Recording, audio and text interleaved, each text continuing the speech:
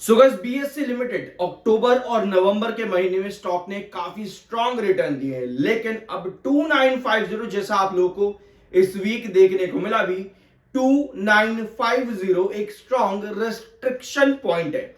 ठीक है, अब हमको चाहिए भैया और ब्रेकआउट दे, क्योंकि अगर आपने अभी एंट्री करी है इस रेस्ट्रिक्शन पर तो आप चाहते हो कि भैया यहां से गिर मत यार और ब्रेकआउट दे।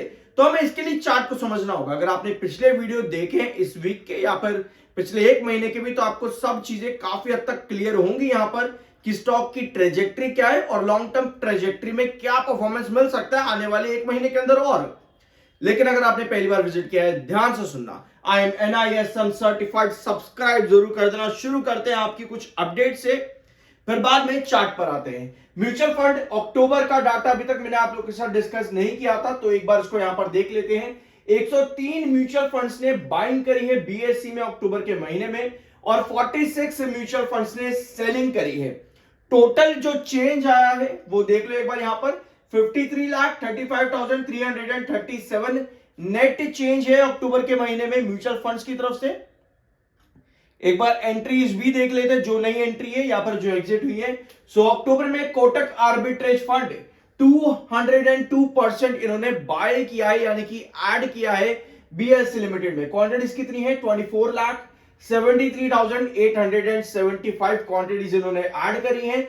एसबीआई मिड कैप ने 100%, यानी कि नई एंटिटी आई है ये आपके बीएससी लिमिटेड में अक्टूबर के महीने में। क्वांटिटीज है 4,31,000। तो ऐसे ही आपको ये सारे नाम देखने को मिल जाएंगे। Axis mid cap, Aditya Birla, Nippon India, HDFC, Motilal Oswal और आईसीआईसीआई प्रू, ऐसे बहुत से नाम आपको देखने को मिलेंगे म्यूचुअल फंड जिन्होंने एंट्री करी है अक्टूबर के महीने में। और रियली काफी सारे नए एंटिटीज भी आई हैं म्यूचुअल फंड्स की। ठीक है, तो अच्छा डाटा दिखा है म्यूचुअल फंड्स का अक्टूबर के महीने में, और अच्छी खासी रैली भी दिखी है। तो भैया रैली आपकी बनती है ज्यादा बायर से और गिरावट आपकी होती है ज्यादा सेलर से, कॉमन सी चीजें हैं। ठीक है, मार्केट एक्सपर्ट्स का यहां पर क्या मानना है? अकॉर्डिंग टू मार्केट एक्सपर्ट्स, जो अभी बीएससी लिमिटेड का एसएल आपका होना चाहिए 2680, 2680 ये आपका एसएल होना चाहिए। और जो target price according to market experts वो जाता है कितने पे? लगभग 3000 के पास में। अकॉर्डिंग टू मार्केट एक्सपर्ट्स 3000 के पास में आपका टारगेट जाता है, जो कि आने वाले 1 से 2 महीने के अंदर देखने को मिल सकता है। रिस्क फ्रेंडली ट्रेडर्स यहां पर बाइंग कर सकते हैं अभी के लिए। रिस्क फ्रेंडली जो हाई रिस्क प्रोफाइल पर काम करते हैं, वेयर एज जो अगर आप शॉर्ट टर्म के अंदर रिस्क ज्यादा लेना नहीं चाहते तो इनकी एडवाइस है कि आप इससे अभी दूर रहो। और कंसोलिडेशन के अंदर स्टॉक यहां पर चल सकता है और 3000 के आसपास का टारगेट देखने को मिलेगा 1 से 2 महीने में। यानी कि इस समय आप 2880 के पास हो, यानी कि यहां से सिर्फ 120 रुपए ऊपर जाने में 1 से 2 महीना लगेगा क्या? स्टॉक रिटर्न दे चुका है ऑलरेडी। 2000 रुपए 20 पैसे से लेकर के 2950, कितना? लगभग 930 रुपए के ऊपर का रिटर्न स्टॉक ने दिया है एक छोटे टाइम फ्रेम पर। तो अगर आप चाहते हो कि आपको भी रिटर्न मिले, यस पॉसिबल है कि 1-2 महीने का कंसोलिडेशन चले, उसके बाद 3000 का लेवल देखने को मिल सके। लेकिन अभी चार्ट पैटर्न में समझेंगे कि क्या पॉसिबिलिटीज आप लोगों की है। एक बार कुछ की मैट्रिक्स भी यहां पर देख लो। So market capitalisation 1 lakh crore के ऊपर का है। इंस्टीट्यूशनल होल्डिंग बीएससी लिमिटेड की जो है अपने इस क्या कहते हैं इस इंडस्ट्री के अंदर सबसे हाईएस्ट है। इंस्टीट्यूशनल होल्डर जो है क्वार्टर परसेंटेज के अंदर बीएससी लिमिटेड में अपनी इंडस्ट्री में सबसे हाईएस्ट है 36.3 और 36.3% का। और मार्केट रनर अप में भी बीएससी लिमिटेड 119% की ग्रोथ पर है। ठीक है, तो कंपनी के की मैट्रिक्स अच्छे नजर आते हैं, कुछ बुरा नहीं है। रेवेन्यू ग्रोथ भी अपने हाईएस्ट इंडस्ट्री के अंदर है, 39.54% का ईयर ऑन ईयर बेसिस पर कंपनी का रेवेन्यू ग्रोथ है अपने सेक्टर के अंदर, या इंडस्ट्री भी आप कह सकते हो। ठीक है, तो ओवरऑल कंपनी के अभी की मैट्रिक्स जो है काफी स्ट्रॉन्ग दिखते हैं, ज्यादातर पॉइंट मेजॉरिटी में स्ट्रॉन्ग है। 98% लगभग आप कह सकते हो कंपनी की मैट्रिक्स बुलिश है अभी इस समय। 85.9 का आपका एमएफआई जो कि बेरिश है, 69.6 का आपका RSI. Technicals neutral plus bearish है। आपको एक चीज याद होगी, 2340 2340 से लेकर के 2520, जब ये रेंज आपकी थी ना, तो आपको याद होगा 2520 पर आपका एमएफआई 90 के ऊपर था।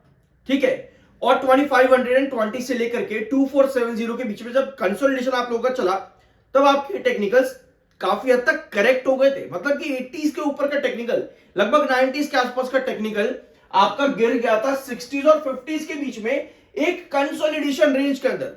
तो अगर हम टेक्निकल्स को समझना चाहें ना, कभी भी आपको ब्रेकआउट मिलना है तो वो टेक्निकल एक कंसोलिडेशन रेंज के अंदर ही न्यूट्रल हो जाएगा। लेकिन अगर स्टॉक नहीं चाहता रिटर्न देना, यानी कि वहां पर आपके पास सेलर बहुत ज्यादा एक्टिव अगर है, तो वो रिटर्न नहीं देगा, उसके टेक्निकल्स इतनी जल्दी करेक्ट नहीं होंगे। फिर चाहे आप 200-300 पॉइंट गिर जाओ, तब भी आपके टेक्निकल हायर ही रहेंगे। तो बीएससी लिमिटेड में ये चीज हुई थी।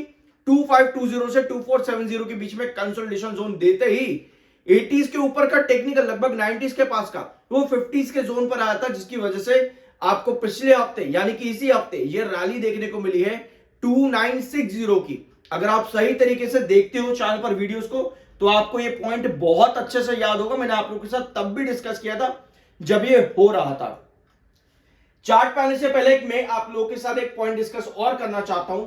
मार्केट कैसा है, पहले तो ये चीज समझो। आप देख रहे हो कि मार्केट एक तरफा भाग रहा है, मार्केट अपने ऑल टाइम हाई पर है और एक तरफा भाग रहा है, लेकिन आपका पोर्टफोलियो नहीं भाग रहा, क्योंकि मार्केट के पास कुछ एक क्या होता है, साइन चाहिए होता है कि भैया मार्केट को किस तरह का रिएक्शन देना चाहिए। ऐसी कोई न्यूज नहीं है जिसकी वजह से मार्केट इस समय बहुत ज्यादा बढ़ जाए, या ऐसी कोई न्यूज नहीं है जिसकी वजह से मार्केट गिर जाए। तो आपके पास कुछ नहीं है, तो मार्केट कुछ रिएक्ट ही नहीं कर रहा है। एक सेशन अच्छा होता है, अगले सेशन डाउन होता है, यानी कहीं ना कहीं ऑल टाइम हाई के पास में रेस्ट्रिक्ट कर रहा है मार्केट। अब इसी मार्केट को समझने के लिए इसी हफ्ते मैंने आप लोगों के साथ एक प्रॉपर वीडियो डिस्कस किया है, प्लीज जरूर देखना उसको। और मार्केट में एवरेजिंग कैसे करते हैं और मार्केट में एंटर कब करते हैं, ये 2 पॉइंट जिस दिन हम लोग सीख जाएंगे ना, उस दिन हमें जरूरत ही नहीं है इधर उधर जाकर के पूछने की कि भैया मैं क्या करूं। जब भी मार्केट आपको कोई साइन नहीं दे रहा कि मैं यहां से बुल होऊंगा या बेरिश होऊंगा, एंट्री मत करो, एवरेज मत करो। जब आपको कोई साइन मिल ही नहीं रहा, क्यों एंटर कर रहे हो, क्यों एवरेज कर रहे हो? अपने पैसे को इज्जत दो, मार्केट को समझो, तब जाकर के ये 2 डिसीजन लो। और ये डिसीजन कैसे लिया जाता पता है आपको? पहले तो आप देखो कि आने वाले 6 महीनों के अंदर मार्केट कैसा काम करेगा। आपको पता है कि अभी 10 तारीख को एक न्यूज आनी है, तो आप तब तक मार्केट के अंदर एवरेज नहीं करोगे, ना ही एंटर करोगे। 10 तारीख को अगर पॉजिटिव न्यूज आती है, आप मार्केट में एंटर करते हो, एवरेजेस करते हो, आपको उसका फायदा मिलेगा। लेकिन आपने 10 तारीख का वेट किया, आपको दिखा कि भैया 10 तारीख को कुछ पॉजिटिव ही नहीं आ रहा है, आपने अपने पैसे को बचाया, एवरेज भी नहीं किया, एंटर भी नहीं किया, मार्केट गिर रहा है और आप अपने पैसे को आराम से होल्ड करके बैठे हो कि भैया अभी समय नहीं है मार्केट में एंटर करने का। इसे कहते हैं समझदार इन्वेस्टर। बेवकूफ इन्वेस्टर हर दिन आता सुबह उठ करके आके साफ करेगा, क्या भैया 9:15 हो गए, क्या कहां पे पैसा डालूं, कहां पे पैसा डुबाऊं बेसिकली। फिर बाद में पूछता फिरेगा 10 जगहों पे, भैया क्या करूं क्या करूं क्या करूं। तो इन चीजों से बचो। बीएससी का वीडियो है, लेकिन मैं आपको पता है कि जो भी छोटी छोटी चीजें होती है जो मैं आप लोगों को सिखाना चाहता हूं, मेरी कोशिश रहती है कि रेगुलर वीडियोस में ही मैं आपके साथ शेयर करूं, ताकि हम समझदार इन्वेस्टर बन सके, वरना बेवकूफ तो 90% मार्केट के अंदर बैठे ही हैं। ठीक है, ये रैली की मैं बात कर रहा था 2020 से लेकर के 2000 रुपए 20 पैसे से लेकर के 2950 के रिस्ट्रिक्शन तक ये रैली आप लोगों को मिल चुकी है। हमारी कंडीशन इस समय ये है कि बीएससी लिमिटेड इस रिस्ट्रिक्शन पॉइंट से एग्जैक्ट जो हमने डिस्कस किया था वहां से लगातार 2 सेशन में नीचे आया है। आपका जो कंसोलिडेशन बनना चाहिए वो 2950 से लेकर के 2840 के बीच में बनना चाहिए। यही पिछले 5-10 वीडियो से हम डिस्कस कर रहे हैं, क्योंकि हर रिस्ट्रिक्शन पर ब्रेकआउट देने से पहले आपके स्टॉक ने अपने पुराने रिस्ट्रिक्शन पर कंसोलिडेट किया है। तो ये 2 लेवल इसीलिए जरूरी है, 2950 2840, ये कंसोलिडेशन होना बहुत जरूरी है। नहीं हो पाता है, सेल ऑफ आपके पास कंटिन्यू रहता है, तो आपको पता है कि 2620 ये आपका क्रूशियल बेस है। इसमें आपको क्या पता लगता है कि आपका रिस्ट्रिक्शन क्या है, कहां आपको अपने पॉइंट अपनी पोजीशंस को एग्जिट करना चाहिए, क्योंकि ये कंसोलिडेशन जोन है। अगर आपने यहां 2020 पे बाइंग करी है, तो आप कहते हो कि भैया नहीं, मेरे को इसके अगर नीचे आ गया 2840 के अगर नीचे आ गया, भैया मेरे को इतना लंबा नहीं जाना है, मैं यहां पर अपनी पोजीशन को राउंड ऑफ करना शुरू करूंगा, क्योंकि ये लेवल अगर टूट गया, ये कंसोलिडेशन अगर टूट गया, हाईयर टेक्निकल अभी भी है, तो उस कंडीशन पर क्रूशियल बेस आपका 2620 पर आता है। बट अगर हम ओवरऑल चार्ट पैटर्न देखें, तो स्टॉक ने क्या किया रिसेंटली, एक वी शेप पैटर्न क्रिएट करा है। एक वी शेप पैटर्न यूजुअली क्या क्रिएट करता है, एक टॉप पर जाता है जो कि पुराने लेवल्स का टॉप होता है 2950 पर वहां पर क्या करता है, एक डाउन ट्रेंड दे देता है, जिसकी वजह से हमने 2620 आपका क्रूशियल बेस रखा हुआ है, ठीक है। फिर वापस से लॉन्ग टर्म ट्रेजेक्टरी होती है, वापस से एक अप ट्रेंड देने की कोशिश करता है। तो ये है इस समय ऑन चार्ट कंडीशन। ये बाय सेल रिकमेंडेशन नहीं है, इसको ये मत समझना कि भैया ऐसा ही होने वाला है कि भाई बोलो तूने बोला था ये होगा, तूने बोला था वो होगा, नहीं। मार्केट की पोजीशन हमें इवैल्यूएट करते रहना चाहिए टाइम टू टाइम। कैंडल का फॉर्मेशन क्या है, कैंडल का फॉर्मेशन क्या नहीं हो पा रहा है, इन सब चीजों पर हमें नजर रखनी चाहिए। ध्यान से काम करो, मार्केट है, आपका पैसा, उसको इज्जत देना सीखो। बाय सेल की कोई रिकमेंडेशन नहीं है, वो आपका अपना ओपिनियन और मर्जी होनी चाहिए। मिलता अगले वीडियो में।